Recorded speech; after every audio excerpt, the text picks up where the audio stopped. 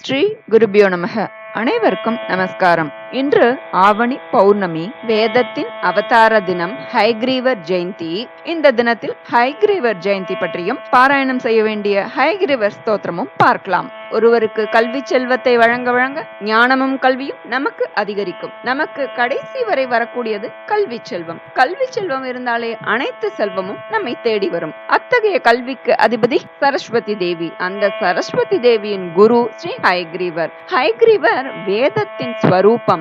மது கைடபர்ன்ற அசுரர்கள் தேவர்களை துன்புறுத்துறா. படைக்கும் தொழிலை வேதத்தின் துணையோட நடத்தின் வரார் பிரம்மா.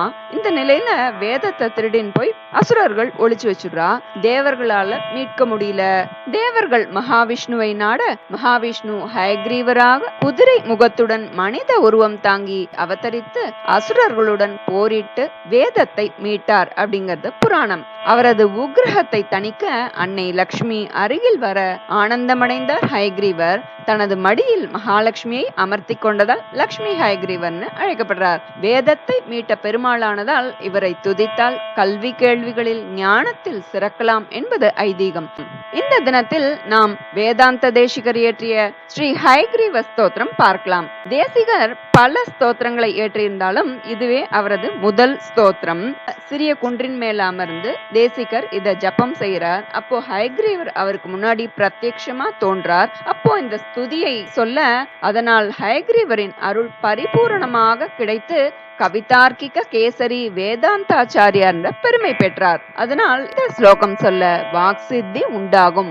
பிரம்மமாகவும் ஞானமாகவும் திகழ்கிறார் ஸ்ரீ ஹயக்ரீவர். இன்று பலருக்கும் பெரிய பிரச்சனையாக இருப்பது படித்தது நினைவில் இருப்பதில்லை, படித்தாலும் மறந்து விடுகிறது என்பது மாணவர்களது புலம்பல் மட்டுமல்ல, பெரியவர்கள் வயதானவர்களுக்கு உண்டான பிரச்சனையும் கூட.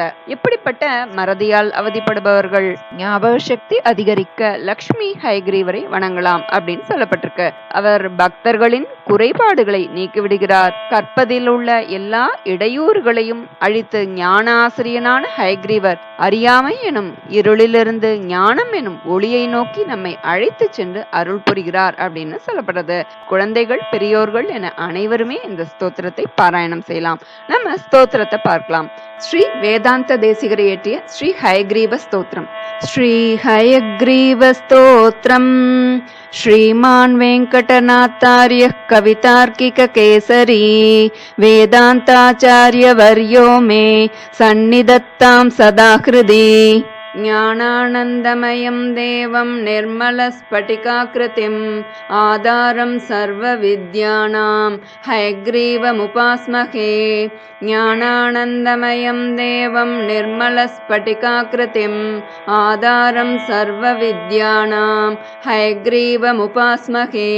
ஸ்தவ சித்தம் சுத்த ஸ்பட்டிக மணிபூப்ரத் பிரதிபடம் சுதா சத்ரீச்சீபிர்த்யுதிபிரவதா தத்ரிபுவனம் அனந்தைஸ் त्रय्यन्तैरणुविहितकेशाहलहलं हताशेषावद्यं हयवदनमीडीमहिमखः समाहारः साम्नां प्रतिपदमृचां दामयजुषां लयः प्रत्यूहानां लहरिविदतिर्बोधजलदेहे कथादर्पक्षुभ्यत् कथककुलकोलाहलभवं हरत्वन्तर्द्वान्तं हयवदनकेशाहलहलः प्राची सन्ध्या काचिदन्तर्निशायाः प्रज्ञादृष्टे रञ्जनश्रीरपूर्वा वक्त्री वेदान् वातुमेवाजिवक्त्रा वागीशाक्या वासुदेवस्य मूर्तिः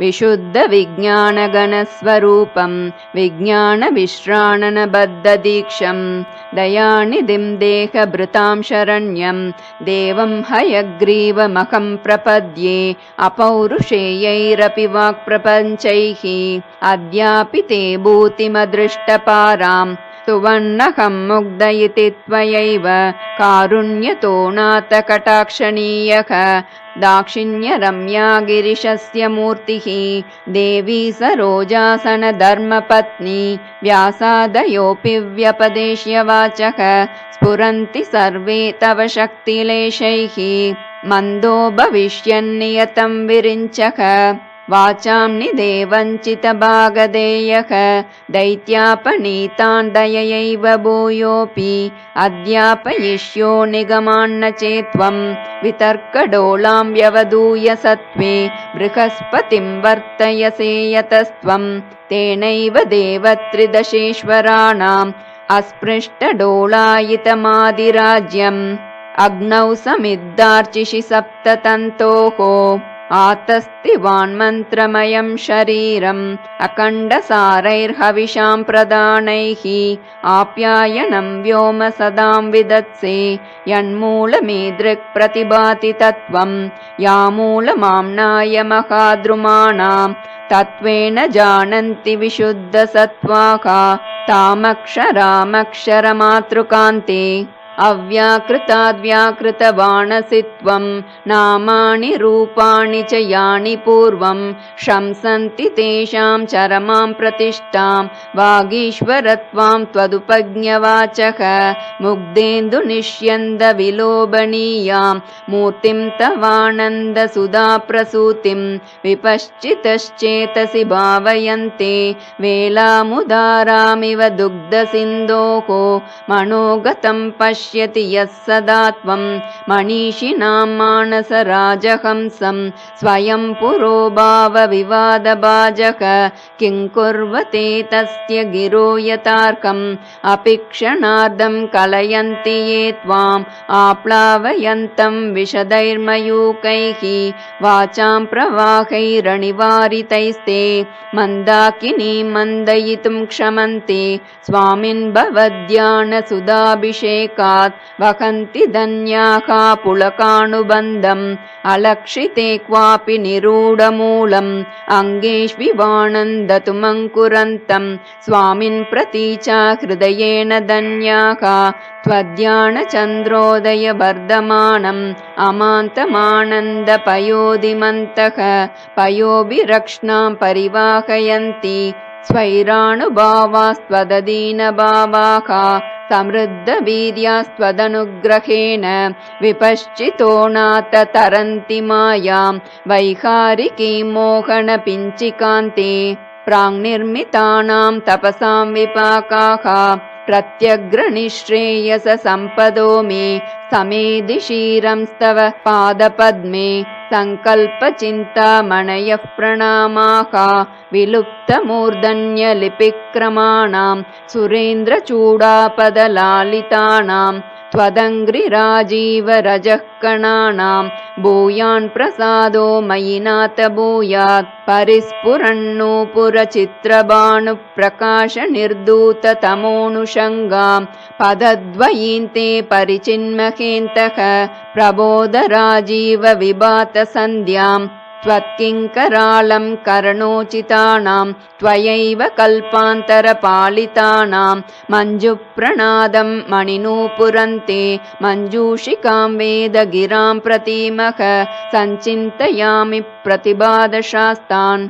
सन्दुक्षयन्तं समयप्रदीपान् विज्ञानकल्पद्रुमपल्लवाभं व्याख्यानमुद्रा मधुरङ्करन्ते चित्ते करोमि स्फुरिताक्षमालं सव्येतरं नाथकरं त्वदीयं ज्ञानामृतोदञ्चनलम्पटानां लीलाघटीयन्त्रमिवाश्रितानां प्रबोधसिन्धोररुणैः प्रकाशैः प्रवाळसङ्गातमिवोद्वहन्तं विभावये देव सपुस्तकन्ते वामङ्करं दक्षिणमाश्रितानां तमांसि भित्त्वा विशदैर्मयूकैः सम्प्रीणयन्तं विदुषश्चकोरान् निशामये त्वां नवपुण्डरीके शरद्गणे चन्द्रमिव स्फुरन्तं दिशन्तु मे देव सदा त्वदीयाः दयातरङ्गाणुचराः कटाक्षाः स्रोतेषु पुंसाममृतं क्षरन्तीं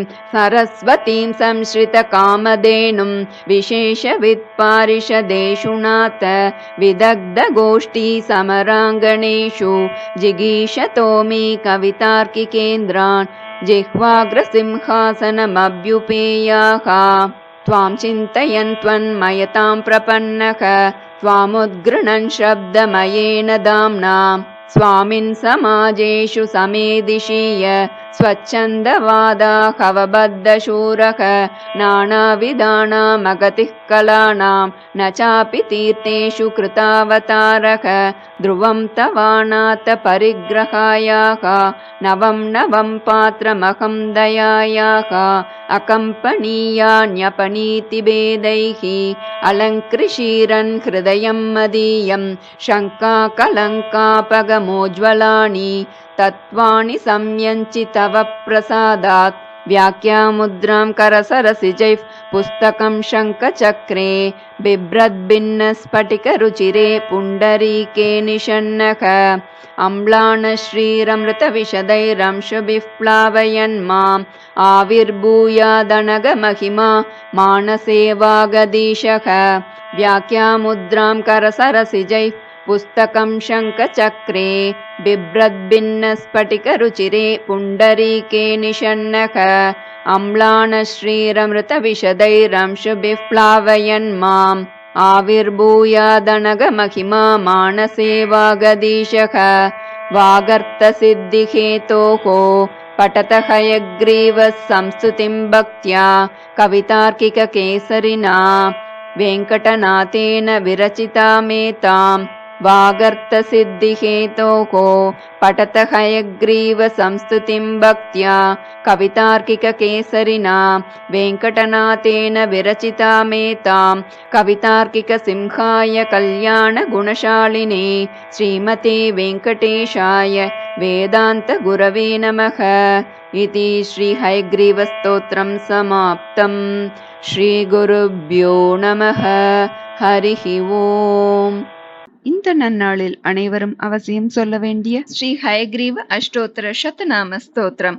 ஓம் அஸ்ய ஸ்ரீ ஹயக்ரீவ ஸ்தோத்திர மந்திரஸ்ய சங்கர்ஷண ரிஷிः அனுஷ்டுப் சந்தக ஸ்ரீ ஹயக்ரீவோ தேவதா ரும் பீஜம் நமः சக்திः வித்யாதே ஜபே விநியோகः ध्यानं वन्दे पूरितचन्द्रमण्डलगतं श्वेतारविन्दासनं मन्दाकिन्यमृताब्धिकुन्दकुमुदक्षीरेन्दुहासं हरिं मुद्रापुस्तकशङ्खचक्रविलसत् श्रीमद्भुजामण्डितं नित्यं निर्मलभारती परिमलं विश्वेशमश्वाननम् ॐ ऋग्यजुस्सामरूपाय वेदाहरणकर्मणे प्रणवोद्गीतवचसे महाश्वशिरसे नमः.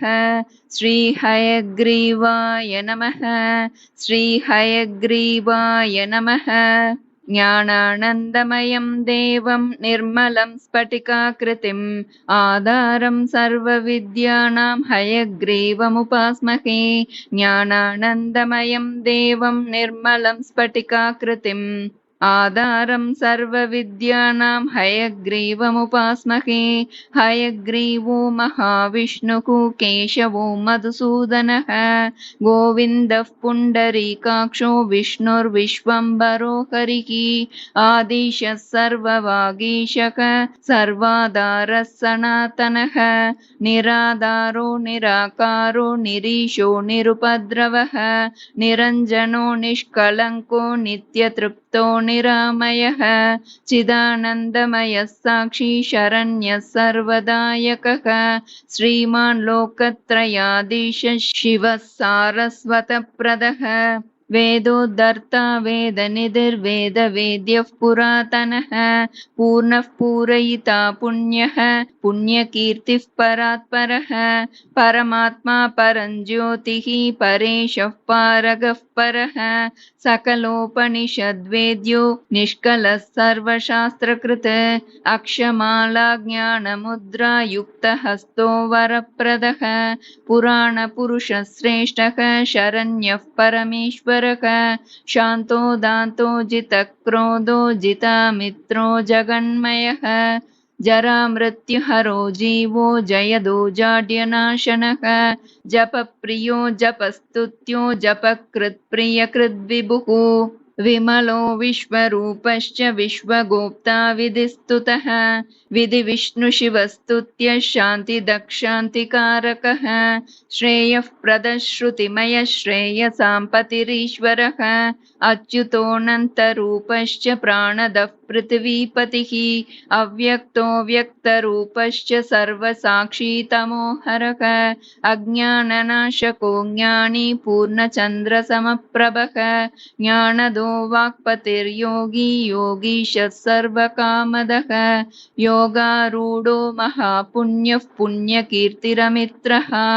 विश्वसाक्षी चिदाकारः परमानन्दकारकः महायोगी महामौनी मुनीशः श्रेयसां निधिः हंसः परमहंसश्च विश्वगोप्ता विरट्स्वराट् शुद्धस्फटिकसङ्काशः जटामण्डलसंयुतः आदिमध्यान्तरहितः सर्ववागीश्वरेश्वरः प्रणवोद्गीतरूपश्च वेदाहरणकर्मकृत् नाम्नाम् अष्टोत्तरशतं हयग्रीवस्य यः पठेत् स सर्ववेदवेदाङ्कशास्त्राणां पारगः कविः इदमष्टोत्तरशतं नित्यं मूढोऽपि यः पठेत् वाचस्पतिसमो बुद्ध्या सर्वविद्याविशारदः महदैश्वर्यमाप्नोति कलत्राणि च पुत्रकान् नश्यन्ति सकलान् रोगान् अन्ते हरिपुरं व्रजेत् इति श्रीब्रह्माण्डपुराणे श्रीहयग्रीव अष्टोत्तरशतनामस्तोत्रं सम्पूर्णं। श्रीगुरुभ्यो नमः। हरिः ओम्।